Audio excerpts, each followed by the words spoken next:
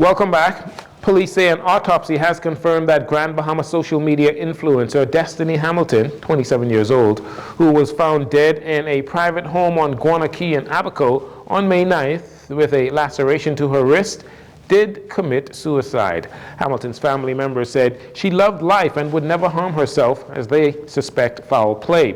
Police say, according to the pathologist, the wounds were self-inflicted. According to the police, the case is now closed. Hamilton's family is now asking for privacy as they try to heal from the devastating loss of their loved one. With the Opposition Free National Movement gearing up for a leadership race as it prepares for the 2026 general elections and the opportunity to unseat the Davis administration, Progressive Liberal Party Chairman Fred Mitchell is telling party members and supporters it's time for playing games, or the time for playing games rather, is over, and it is time to separate the sheep from the goats within the PLP war machine, and that it's time to defend the party's policies. Here's Fred Mitchell. You all know that I've been trying and advocating for some time, speaking about seeking to encourage our country to give the PLP and Philip Brave Davis a second term of office. This, I am convinced, is better for us as a people and as a country. But the political waters are shock-infested with the FNM trying all their best with their one-day convention. They putting on quite a show and fooling some people.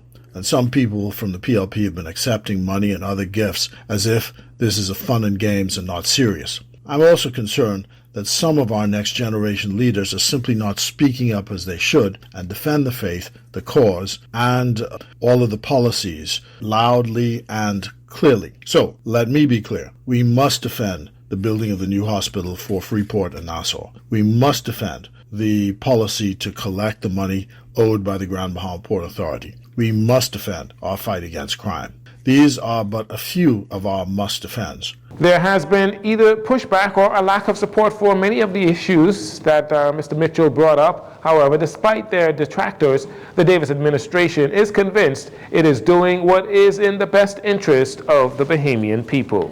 The foreign trade figures for 2023 are now out. They show that imports to the Bahamas total some $4.2 billion. That is 9% increase over the $3.8 billion recorded in 2022. Machinery and transport equipment, the largest contributors to imports, they total some $875 million, or 21% of all imports.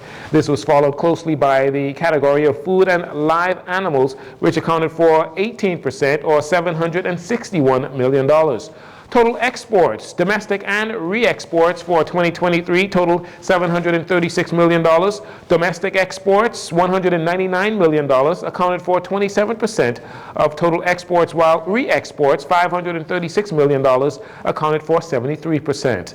The major categories of domestic exports consisted mainly of food and live animals, totaling $101 million, or 51% of total domestic exports, while crude minerals totaled $44.9 million, or 23% of the total domestic exports out of the country. As far as our trading partners concerned, the United States remains the Bahamas' #1 trading partner. The United States represented 84% of total imports and about 80% of exports out of the country. The Bahamas also did a significant amount of trade with China, Japan, Panama, and Switzerland. And finally, Aisha Bowe, former NASA rocket scientist and CEO of Lingo Solutions, Inc. and Blue Origin's astronaut, is proud to announce the return of Hack It Bahamas, a transformative week-long science, technology, engineering camp, and math as well. They call it STEM. It's a STEM camp aimed at empowering Bahamian youths. That camp is scheduled for July 23rd to July 27th, right here in New Providence. The camp is designed to inspire and cultivate the next generation of technology innovators and entrepreneurs through hands-on STEM education, mentorship, and entrepreneurship. The camp, which is free of charge, will host students in grades 9 to 12, offering them a unique opportunity to engage with leading industry experts and participate in hands-on activities to fuse technology and entrepreneurship. And that'll do it for your JCN Evening News. Once again, I'm Jareno Saunders. Thank you so much for joining us.